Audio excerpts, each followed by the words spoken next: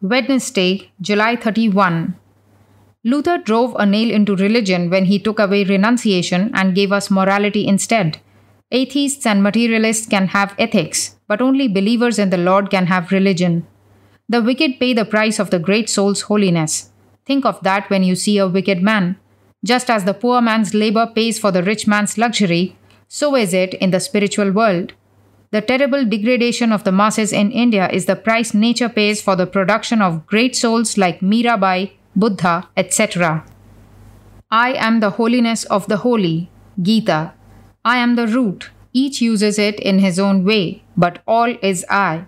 I do everything. You are but the occasion. Do not talk much, but feel the spirit within you. Then you are a jnani. This is knowledge. All else is ignorance. All that is to be known is Brahman. It is the all.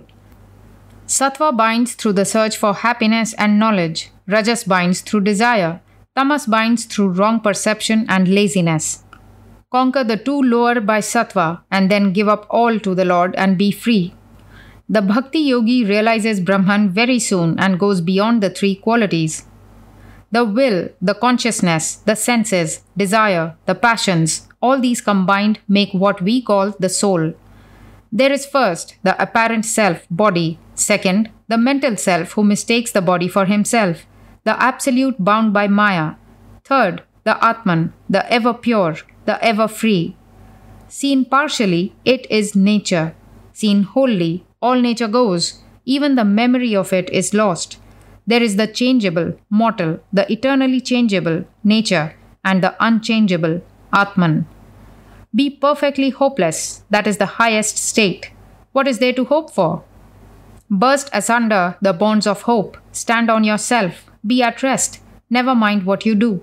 Give up all to God, but have no hypocrisy about it.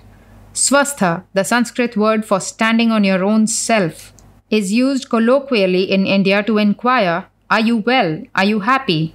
And when Hindus would express, I saw a thing, they say, I saw a word meaning, padartha. Even this universe is a word meaning.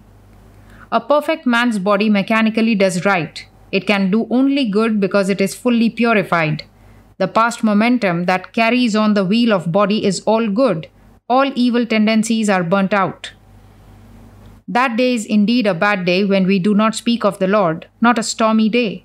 Only love for the Supreme Lord is true bhakti. Love for any other being, however great, is not bhakti.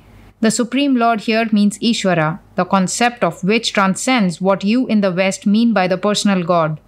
He from whom this universe proceeds, in whom it rests, and to whom it returns. He is Ishvara, the eternal, the pure, the all-merciful, the almighty, the ever-free, the all-knowing, the teacher of all teachers, the Lord who of his own nature is inexpressible love. Man does not manufacture God out of his own brain, but he can only see God in the light of his own capacity, and he attributes to him the best of all he knows. Each attribute is the whole of God, and this signifying the whole by one quality is the metaphysical explanation of the personal God. Ishvara is without form, yet has all forms, is without qualities, yet has all qualities. As human beings, we have to see the trinity of existence, God, man, nature, and we cannot do otherwise. But to the bhakta, all these philosophical distinctions are mere idle talk. He cares nothing for argument, he does not reason, he senses, he perceives. He wants to love himself in pure love of God.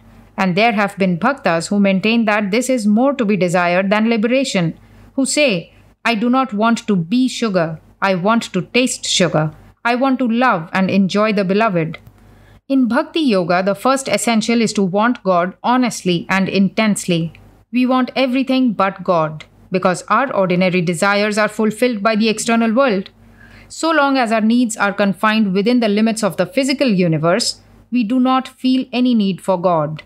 It is only when we have had hard blows in our lives and are disappointed with everything here that we feel the need for something higher. Then we seek God.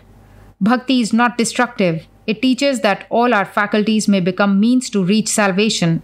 We must turn them all towards God and give to Him that love which is usually wasted on the fleeting objects of sense. Bhakti differs from your Western idea of religion in that bhakti admits no elements of fear, no being to be appeased or propitiated. There are even bhaktas who worship God as their own child, so that there may remain no feeling even of awe or reverence. There can be no fear in true love, and so long as there is the least fear, bhakti cannot even begin. In bhakti, there is also no place for begging or bargaining with God. The idea of asking God for anything is sacrilege to a bhakta. He will not pray for health or wealth or even to go to heaven.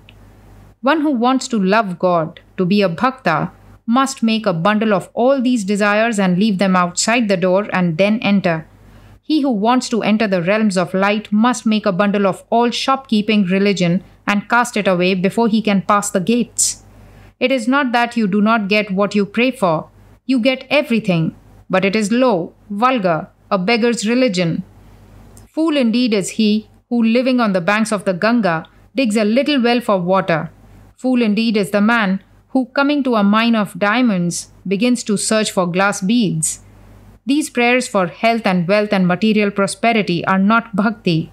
They are the lowest form of karma. Bhakti is a higher thing. We are striving to come into the presence of the King of Kings. We cannot get there in a beggar's dress. If we wanted to enter the presence of an emperor, would we be admitted in a beggar's rags? Certainly not. The lackey would drive us out of the gates. This is the emperor of emperors, and never can we come before him in a beggar's garb. Shopkeepers never have admission there. Buying and selling will not do there at all. You read in the Bible that Jesus drove the buyers and sellers out of the temple.